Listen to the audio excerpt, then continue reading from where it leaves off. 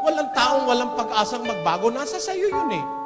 Pwede kang magbago kung babaguhin ka ng Diyos. Kaya hihingi ka muna ng awa sa Diyos. Kasi kung ikaw lang mag-isa, hindi ka naman magbabago eh. Gis 23 ng Jeremias. O Panginoon, talastas ko na ang lakad ng tao ay hindi sa kanyang sarili, hindi para sa taong lumalakad ang magtuwid ng kanyang mga hakbang. Hindi para sa'yo magtuwid ng hakbang mo. So, hindi ka pwedeng magbago mag-isa.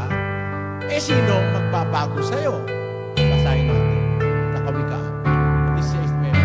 Ang puso ng tao ay kumakatha ng kanyang lakad, ngunit ang Panginoon ang nagtutuwid ng kanyang mga hakbang.